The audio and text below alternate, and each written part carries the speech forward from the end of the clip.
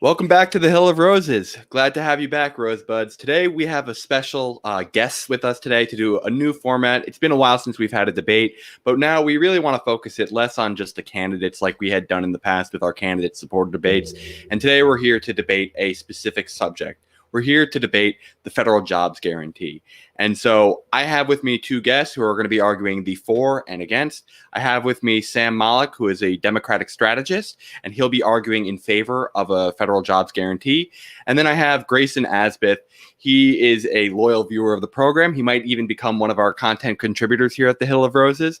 And I'm looking forward to having him be able to argue against a federal jobs guarantee.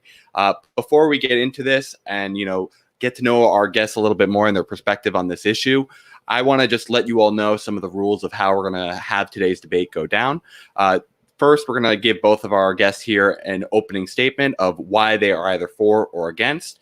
Then we're going to have 6 rounds with alternating starting points. So Sam will go once starting, then Grayson will go next, where they're going to just be able to go back and forth on the topic. And then we're going to have a closing statement. Each of these parts are going to be roughly 2 minutes in length.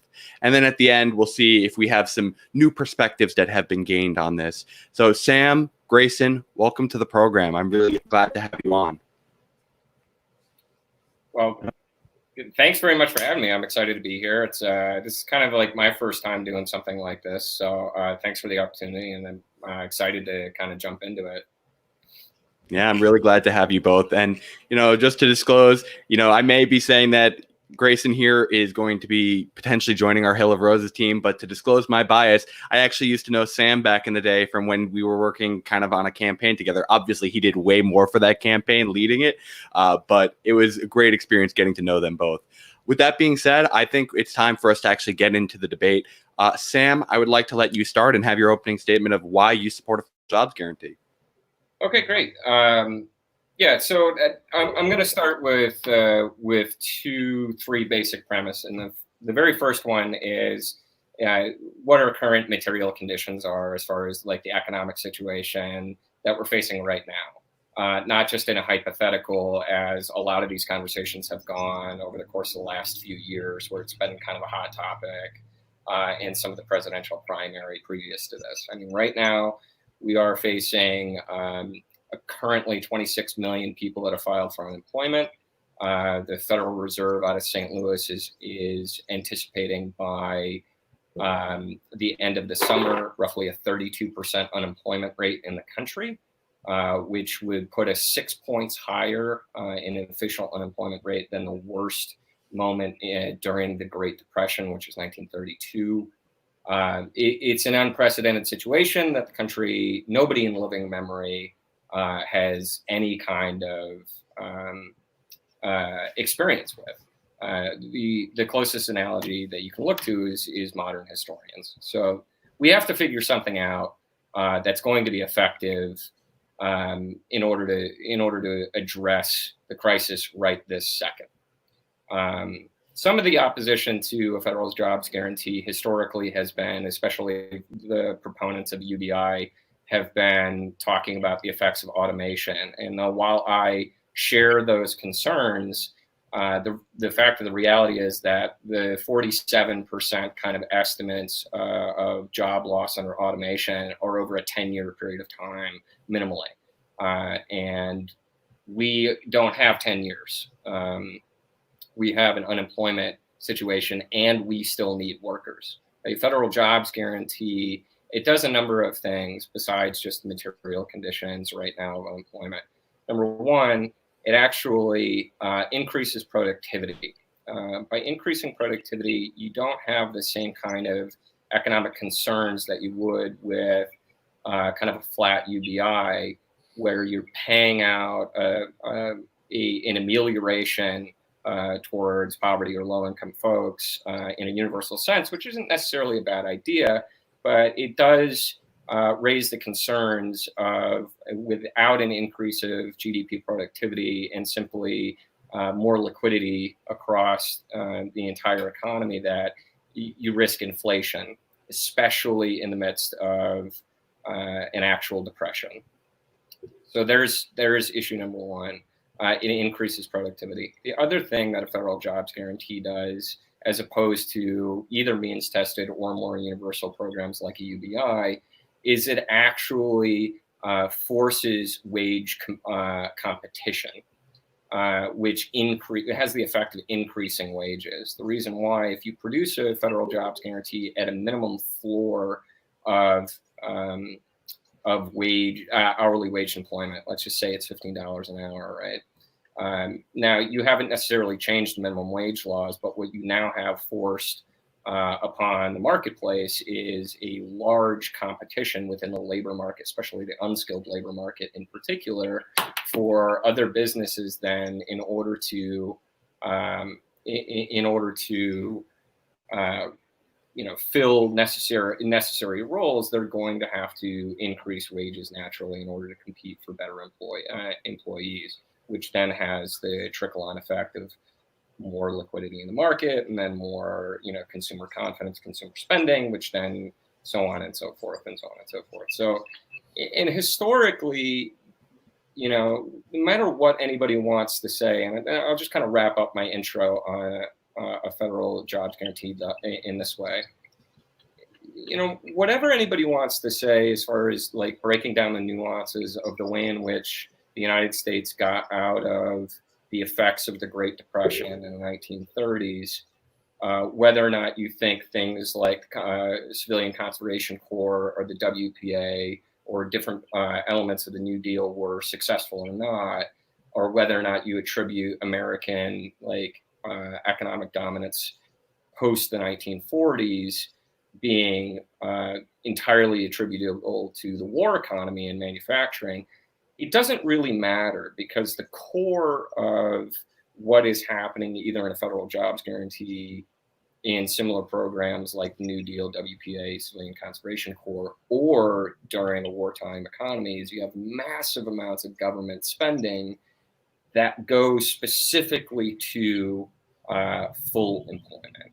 They go to, whether it be through private contracting or through like an actual federal run program, it has the effect of employing people and paying them a wage. That is ending up producing more productive results for the overall economy, whether it had been during the Depression with things like the National Park System or the Tennessee Valley Authority, or all of those were WPA projects. All of those were federal jobs projects that rural electrification that massively we still benefit to this day from economically. So that's my argument for a federal jobs guarantee in a nutshell.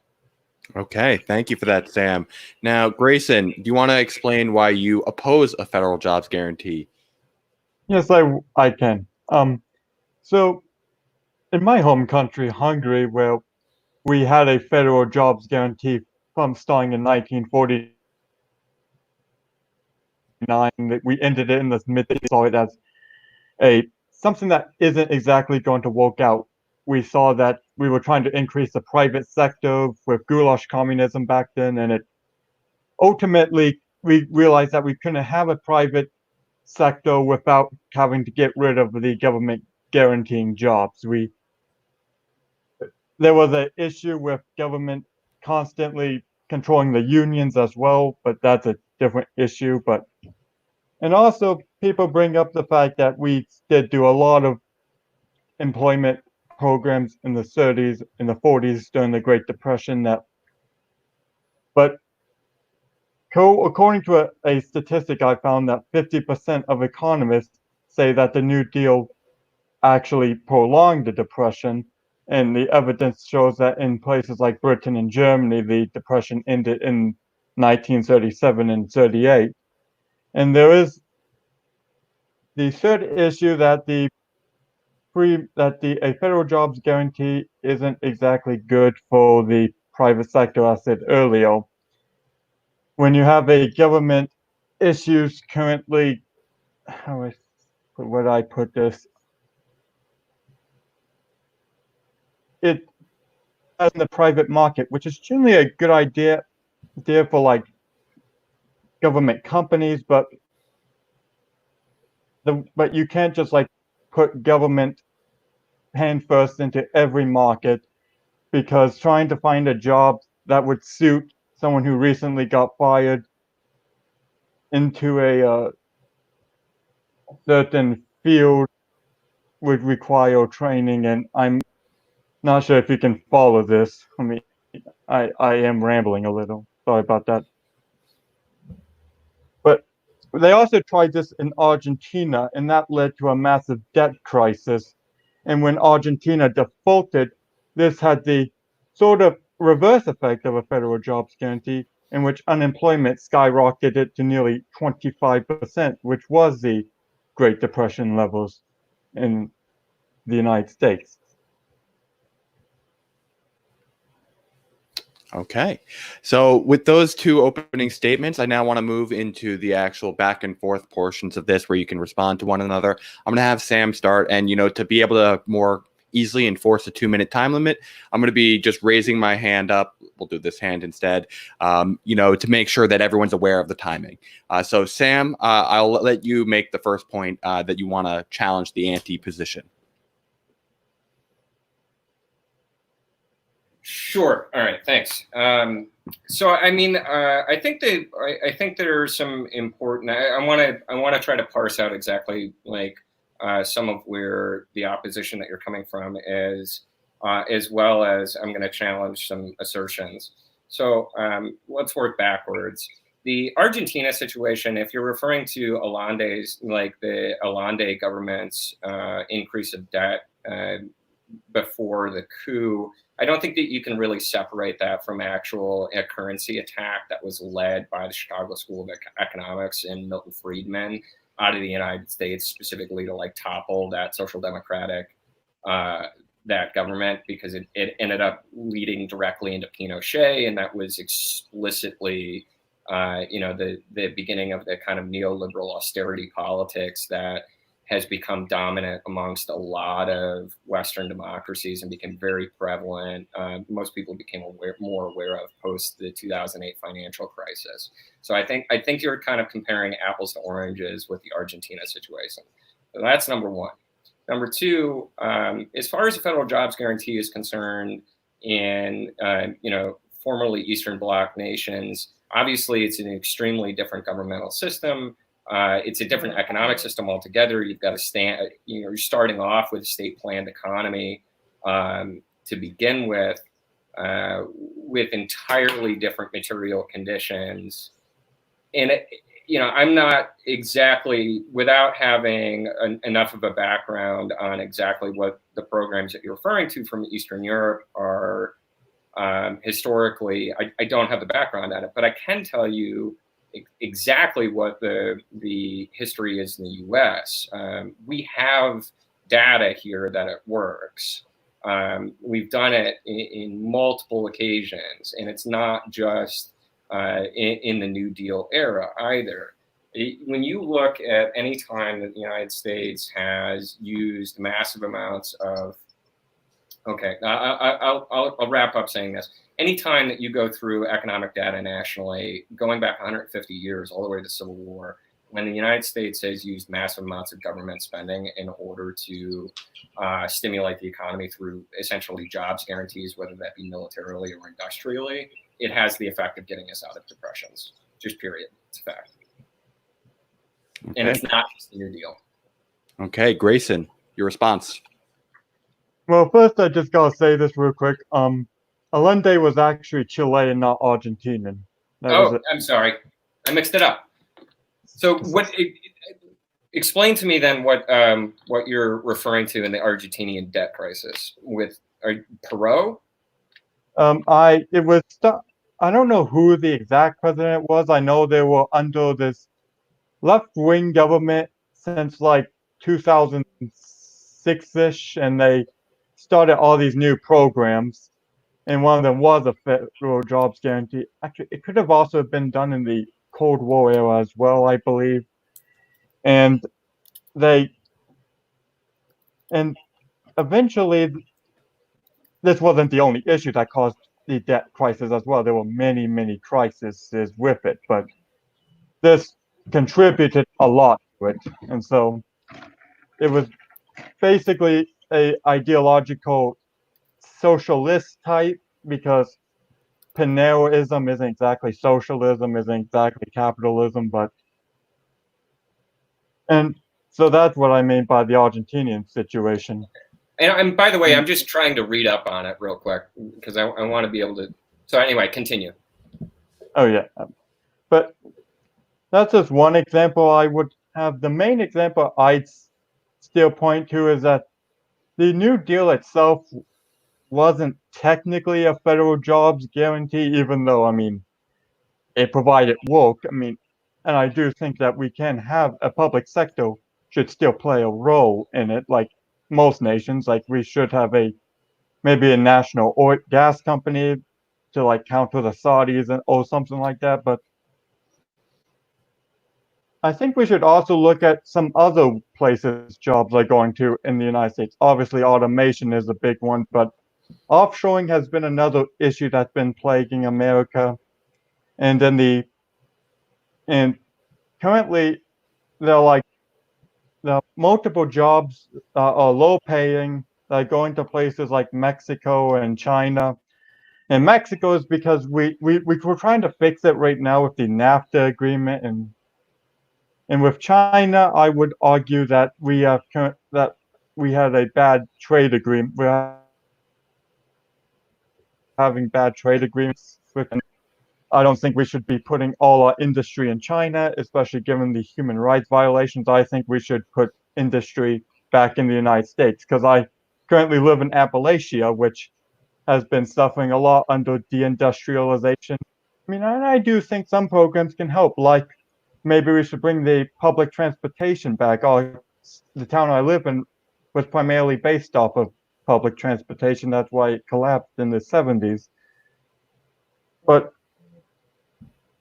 that's basically my point right there. Okay. Sorry if it was a little too.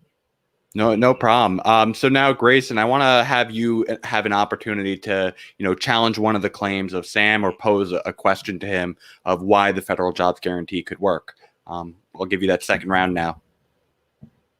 Okay.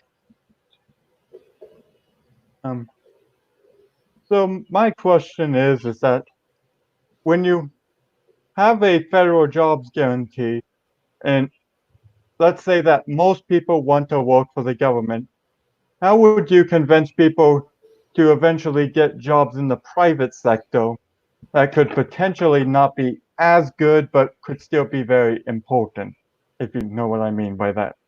Yeah, I think it's a good question. I think it's a good question. Part of the question I'm going to push back on a little bit. Coming from the family of somebody that retired as a state worker, I don't think most people particularly enjoy working for bureaucracies most of the time. That being said, the answer to that, I think, really comes in with it forces amongst the labor market. It forces private companies to compete wage-wise. I don't think that in a federal jobs guarantee that we should be looking specifically to be competing with like high paid, high skilled kind of labor market. I'm not talking about paying people at $80,000 a year. I'm simply talking about making sure that there is a floor of employment, which also includes a floor of wages, included in that guarantee, that then forces other sectors that are large employment sectors in the U.S.'s economy, which is largely non-productive work. It's mostly service-based work by proportion of the actual labor market itself. It forces those entities to then compete wage-wise. So what incentivizes somebody to not work for the government at that point is the fact that instead of getting $15 an hour digging ditches for the Conservation Corps, they can make $20 an hour serving tables at a restaurant. Okay. Now, Sam, is there any point that you want Grayson to be able to contend with on why he is opposed to a federal jobs guarantee?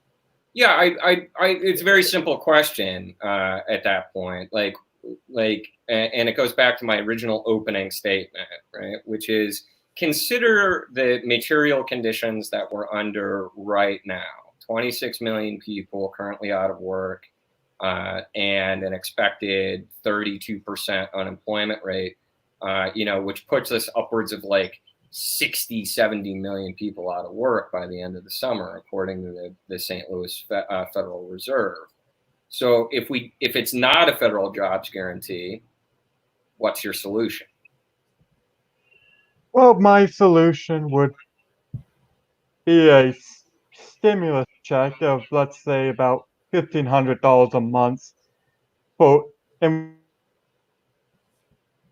we should also be training jobs. There's actually a good training facility for a lot of like electricians and welding just a few miles away from where I live. And I do believe we should train people. And I'm not saying government can't provide more jobs. I mean, like, there are things we can certainly do. I mentioned before we should maybe rebuild the rail industry in America. That was a big employer in the 1800s, and I think we should make a more conservative effort into funding more of that high-speed rails like they do in Japan and China. But I don't think that we can realistically give every American a job simply on the fact that I think we should hire government employees based on what we need them for, and and if people need an economic source, we should give them a guaranteed minimal income. Okay. Sam, care to respond? Yeah. So there's a lot to unpack there, because there are some things that I don't agree with, and there are some things that I totally agree with. So I want to, if you don't mind me taking a little bit extra time, because I want to go through the things that I agree with, and then ask a couple of follow-ups on the things that I don't. Sure. So first, I totally agree with you. High-speed rail infrastructure. There's a number of different things that, what I would consider be a part of the only way that something like this happens in American government, it's got to be a part of the legislative package. And any kind of federal jobs guarantee is going to require there to be some sort of like definition about what that means, especially in the immediate and short term, to set up a program like that.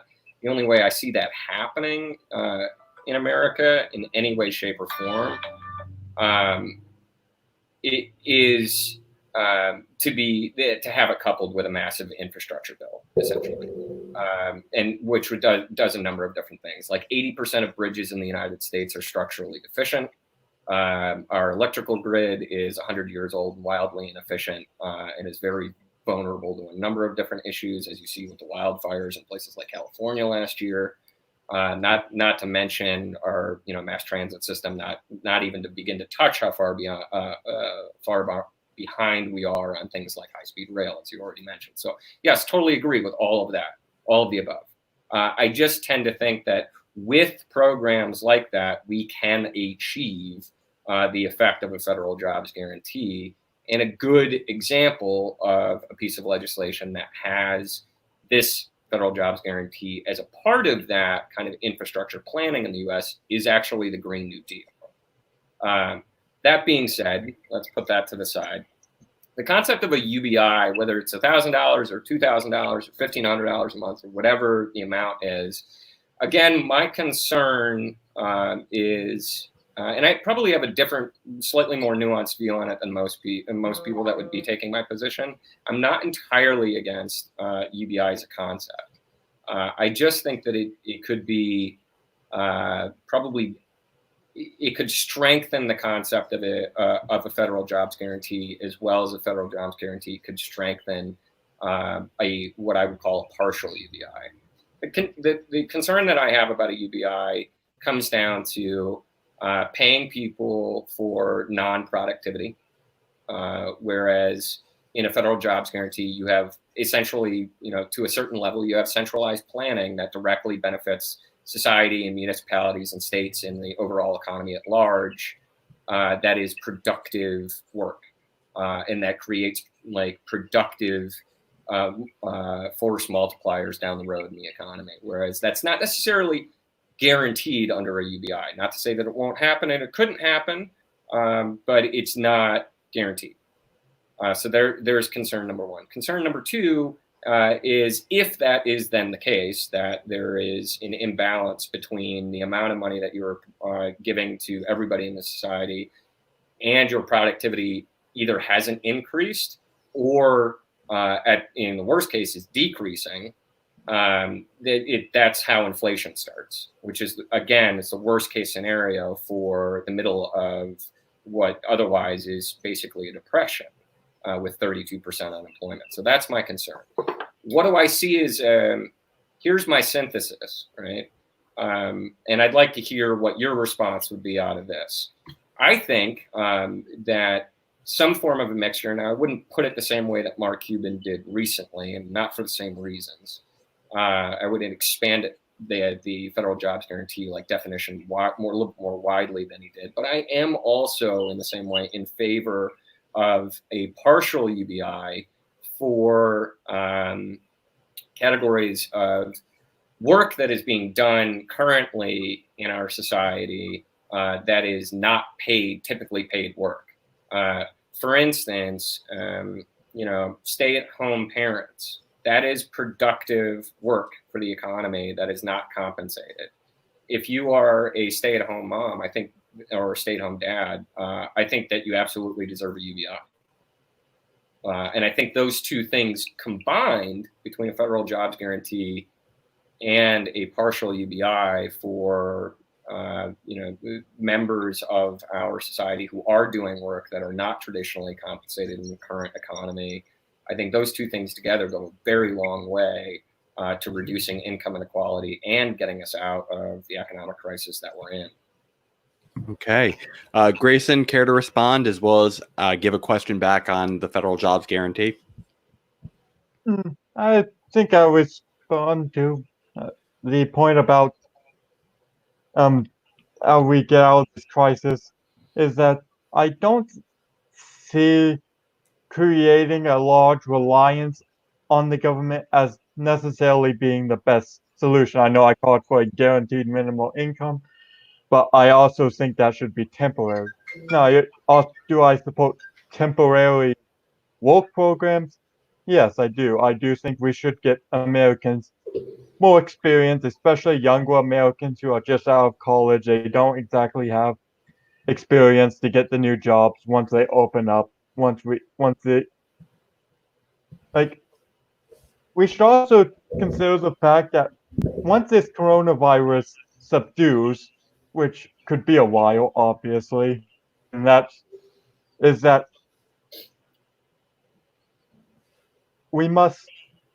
economy that will naturally fix a little about itself, not fully. That's why I do think government should get involved, but the economy isn't going to be where it's at now by 3 months after the issue subdues. But my question would be is that until this crisis subdues, which God knows when that will happen, is that will a federal jobs guarantee realistically help people when there is no real demand for labor at the moment because the economy is closed? Yeah. Okay. Care to respond, Sam? And then after this, we'll get into our last rounds here, and I'll have a question for you both. Okay. Yeah, I definitely have a response to that. So, couple of responses. One is, oftentimes I don't think a lot of people kind of consider the cascading effects economically of not only the loss of revenue in a service-based economy over a long period of time, but also how much of American small business, which is 80% of our labor force, is actually heavily debt leveraged. And because of that, doesn't have the ability legitimately to survive a economic shock, even if it were only to last 2 to 3 months. I mean, comptroller of the city of New York, Scott Stringer, is talking about a 20% unemployment rate in New York City by the end of June. And you've got to consider that that also has trickle-on effects of the commercial real estate market, all of those restaurants and small mom and pop businesses that can't make their commercial rent payments, which means commercial landlords won't be able to pay their mortgage, which then leads to, you know, a housing and real estate crisis, let alone credit cards, auto loans, so on and so forth. And you can't, when you shut off an economy like this, you cannot just flip a switch to turn it back on after that amount of damage has already been done to small business community and people's like purchasing power. You've got less than 60% of the American population's got less than $1,000 before this crisis started for any kind of an emergency situation. That money's gone. So when the economy does open back up again, if the job that you had or the two jobs that you had before you went into lockdown is gone, there is going to be a demand on the labor market for jobs. From the opposite perspective, even if there isn't a demand from so much on the private sector, which is the whole reason why you need, even if it is temporary, over the course of the next few years, you need the federal government to step in with a jobs guarantee to be able to shore up the labor market, because what that ends up doing, cascading over the course of the next few years, is it shores up consumer spending. It shores up money in people's pockets. It shores up people being able to make those debt obligation payments, whether it's your car loan or whatever the hell it is. And if you don't have that minimal amount, even if it's not, in the Great Depression, it wasn't even the full 24% of those that were unemployed at the height weren't even covered by a New Deal era programs, right? WPA and CCC, Civilian Conservation Corps, they only employed, at the height of those programs, they only got to employ roughly half of those unemployed, right? So it covered like 12% of the workforce in the country, but it still had immense effects. And in fact, the only time where the economy slipped back into negative GDP growth during the entire portion of the Depression, from 32 all the way through 1947, 46 or so, the end of World War II, was in 1937. And in 1937, that was the year where FDR was convinced by centrist, corporate-friendly members of his own party, as well as the Republicans, to pull back on WPA and CCC spending, which then ended up raising unemployment and lowering GDP. So if you want to make it through a depression with high unemployment, for the exact reason that you stated about the concern about demand amongst the labor market from the private sector, that's the entire reason why you need something like a federal jobs guarantee that's focused on infrastructure and productivity. Okay. Well, thank you for that back and forth. I'm going to have one more question here before I give you both an opportunity to make a closing remark. One of the things that I've seen here in this discussion is that, both of you in some form, one will support a jobs guarantee. Grayson has admitted to supporting some form of jobs program, whether it's not a jobs guarantee itself. I wanted to find out why we have that distinction between a jobs guarantee versus a jobs program. As well, I want to hear just some thoughts on some of the proposals that are currently being had for this coronavirus crisis. Proposals like what Josh Hawley has proposed in terms of subsidizing existing workers at businesses and giving an 80% subsidization of the payroll. I'm going to start with Grayson on this. Grayson, what's your thought of supporting a jobs program but not a guarantee? And what are your thoughts of subsidizing existing businesses' payroll?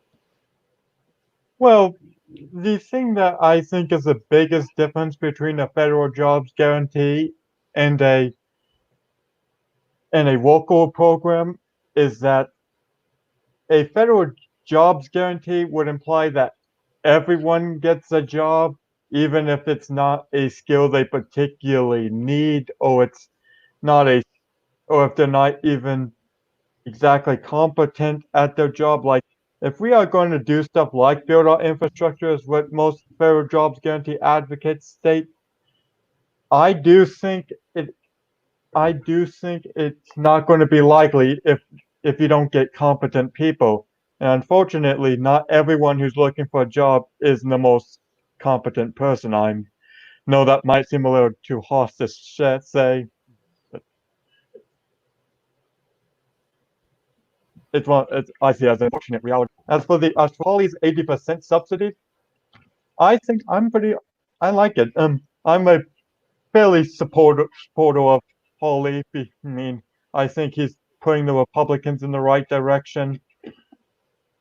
And so, yeah, I think the 80 subsidizing people's jobs and keeping small businesses alive will work, and it will lessen the need of a federal jobs guarantee, and will keep people and will give people income, and will generally keep businesses alive. Or when this does subdue, they can reopen, and hopefully this not much. They don't lose much. Okay, Sam, your response on the topic. Yeah. Okay. So well, first of all, I got to say I totally disagree with the premise about skilled versus unskilled labor when it comes to federal jobs guarantee. So I disagree with the premise altogether. I think manual labor in and of itself is skilled labor. So I'm just gonna leave it at that. Not get too much into that. That being said, the fundamental difference from my perspective of federal jobs guarantee, and Grayson wasn't wrong in saying this, but I just look at it differently. Difference between a program and a guarantee. Program has got like a set number of slots, right? Guarantee is as it sounds. If you want a job, you can have a job.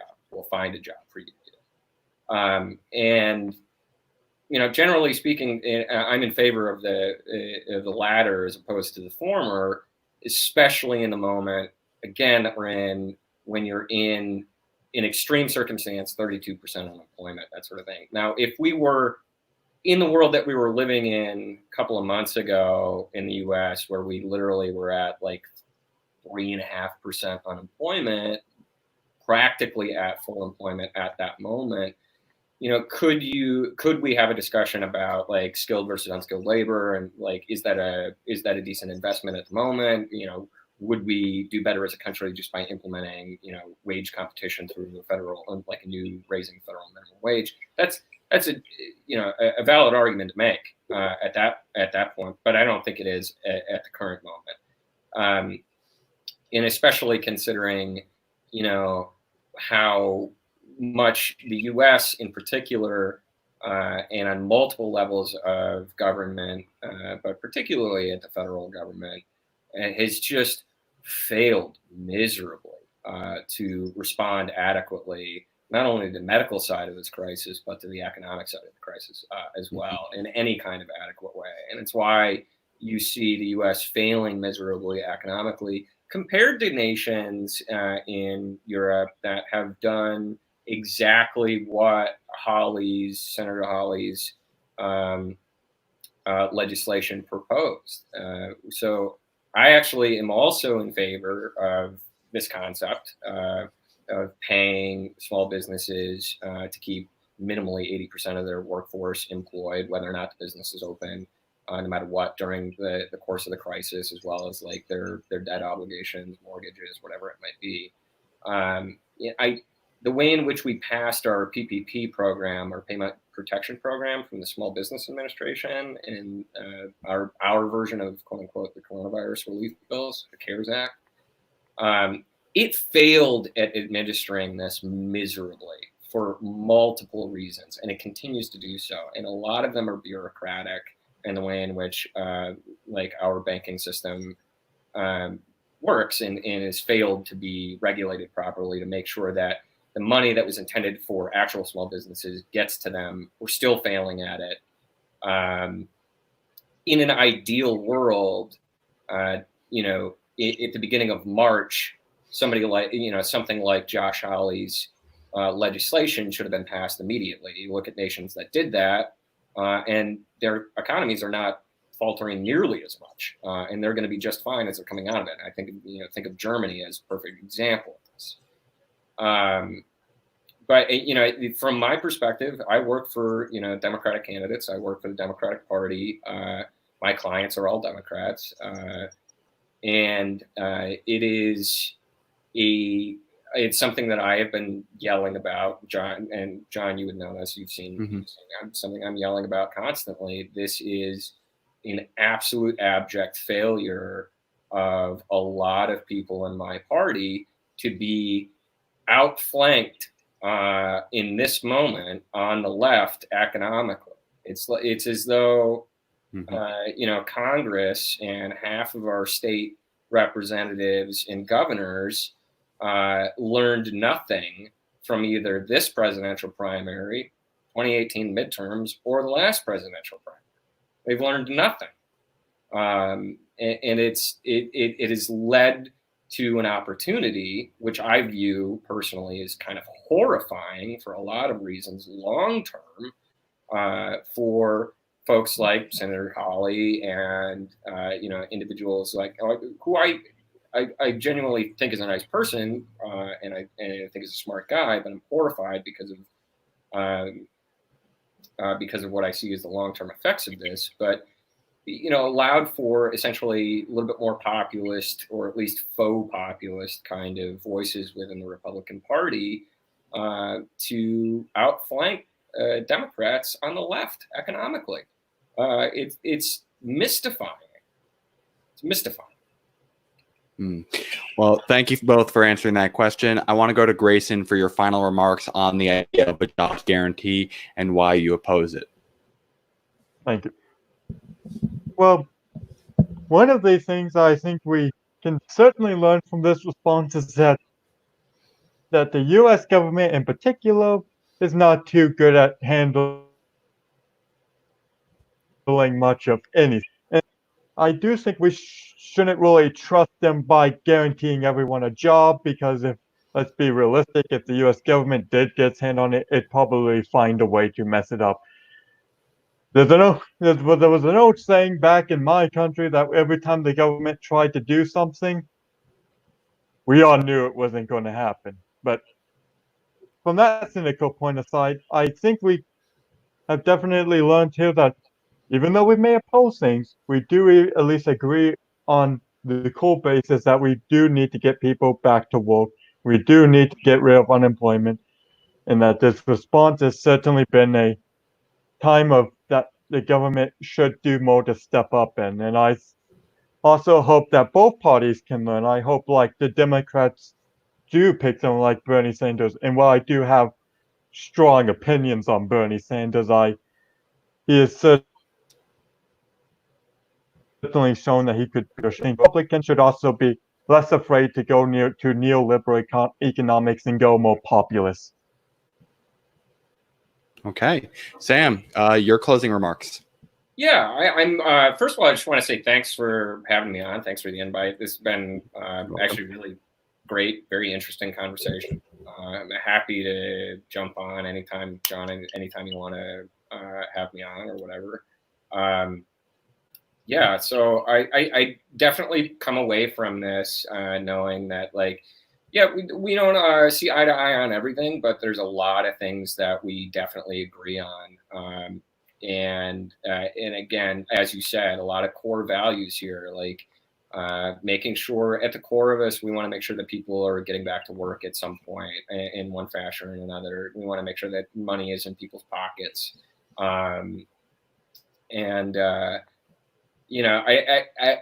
am not so cynical about government as you are, Grayson.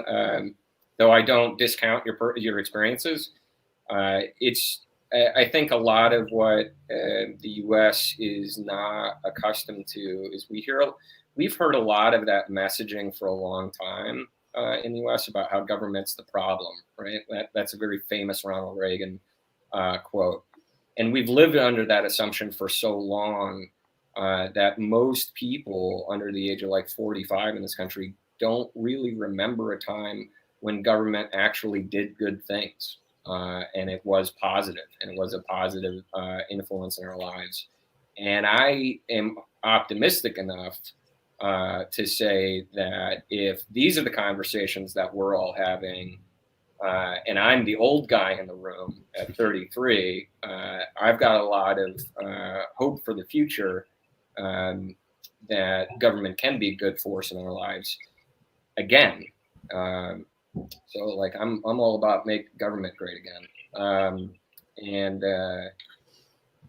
these are the conversations. It's unfortunate that we're, you and I, three of us are sitting on YouTube or Zoom right now having these conversations, because these are the kind of conversations that need to be had amongst legislative directors, between, Senator Hawley's office and AOC's office, and Ted Lieu and Ro Khanna, and and even rope in Romney.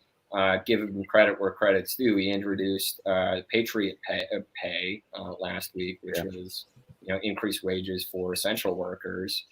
Again, outflanking Democrats on the left. Like, get these people, right, that are all supposedly anti their own leadership. Get the squad in the House Democrats together with the anti-Mitch McConnell Senate Republicans, and start having bipartisan conversations and fighting for things that like average people, excuse my language, but effing need, like fucking need it. Yeah. I totally agree with you both. And I want to thank you both for coming on today to be able to have this conversation. I do think it's very important to be had. And I do think that there was a lot more agreement despite being, on opposing sides of the argument. I see the priorities are very similar in, what we're trying to achieve, even if the solutions themselves differ. And to the last point you made, Sam, about, being willing to recognize good ideas from wherever they come from, I think is really important. We need to have more willingness on the left from people, like you said, AOC, to recognize that just because you're a Republican doesn't mean I can't work with you on this issue and push it together. Because at the end of the day, it's what we're implementing and what our goals are, rather than the labels that we attribute to ourselves. So I enjoyed this conversation today. I hope everyone that was watching did as well. And I wanted to just give each of you just a chance to plug anything that you wanted to say, whether on this subject or something that people should go check out. Sam, is there something that you'd like to add? I want to say I don't really have much to plug, and I'm not somebody that typically plugs things. So, and I've got nothing to advertise other than to say there is something I want to say here, and I think this is important, and I wish more and more people, and I think crowds that are, whether they were Bernie people or Andrew Yang people or whatever, especially whatever it is. Generally speaking, if you're under the age of 35, I think in the U.S. and relatively new to politics in the last few years, I think that there is much more of a willingness to grasp what I'm about to say. But I think we need a lot more people to realize that what I'm about to say is real and true. And that is, there is no incentive. And I do this for a living. Okay? People hire me to do this. So I can speak to it. There is no incentive in either party as far as electeds are concerned, as far as sitting members of Congress, or whether it's on the state level, in the assembly or the state legislature, or whether it's on the city level in council offices or whatever it is. There's no incentive to work with the opposition, right? You raise more money and you win your reelection to your seat easier by vilifying the other side. We have to find a way, like, in order for average people who want to see things like, populist left, populist right work together and get legislative, economic things done. We have to find a way to punish people who divide the party or attack people who are willing to be bipartisan on economics, right? There are plenty of versions of Congress people that pretend to be bipartisan, right? But they're all corporate kind of centrist people, right? That's the problem solvers caucus, right? The kind of like corporate centrist Republicans, right? That vote for bailouts and no regulation, all that. We need more of a populist bipartisan caucus to fight that shit. And we, as whether we're the left outside of the party, just voters, activists, people with a YouTube channel, whatever, or you're on the right and you want to see that same type of thing, you got to call it out. Yeah, I strongly agree with you there. I think one of the things is we have to kind of be willing to be hated by our own party sometimes and actually try and cross the lines on substantive things that we know we're going to have to help the people. With that being said, Grayson, is there anything that you wanted to conclude saying as well as plug? Well, I just gotta say, if you want to speak about bipartisan appeal, you're a Democrat. And I'm not registered Republican. I'm a populist Republican. And also, I can say that it is very possible for populists from both the right and the left to appeal. I've talked to many of the left-wing populists, and we agree on quite a few issues, like we've just learned today. In Iceland, for example, the current parliament has a coalition between the right-wing populist National Party and the left-wing Socialist Party. So it's very possible that we could form a populist caucus and drop the partisan labels of Republicans and Democrats, because I've seen what partisanship has done to nations like my own. We now have essentially a one-party state, which is ruled by Fidesz.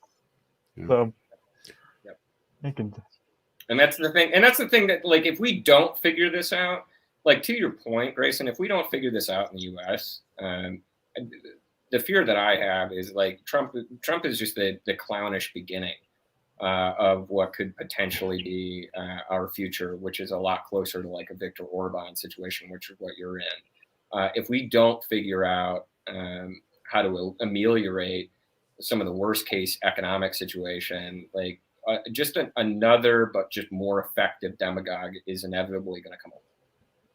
Yeah, I agree with that as well. Well, I wanted to say again, thank you to you both for participating in this conversation. Although you both did not plug anything yourselves, I've plugged you down in the comment section below of how you can find them, at least on Twitter, so you can follow their thoughts and what they believe on multiple subjects beyond a federal jobs guarantee. So please check down below to be able to have that happen. And, I look forward to having more debates on this channel. Similar topic we're going to be doing next week. We did federal jobs guarantee this week. We're doing the universal basic income next week. So we want to be able to expand on more of these subjects. So if you're looking to come on and have a conversation like this, it's not a, super harsh debate. We're not here to attack one another, but just have a conversation on these subjects where we do honestly disagree. So I look forward to having more of those conversations. Sam, Grayson, thank you again. To the Rosebuds out there, please stay tuned. Tomorrow, we're going to be having another congressional interview. We're going to be interviewing Barrington Martin from Georgia's 5th District, who's taking on a true power player, which is the only reason I didn't issue my endorsement. I'm a little nervous about his race. He's got some really tough competition down there, but I look forward to having him. He has great ideas, and I hope you all tune in for that so that you can help him out to actually overcome that big hurdle. I'm really looking forward to that. But Rosebuds, I hope you stay safe out there. I hope you have a good evening, and I hope you stay rosy.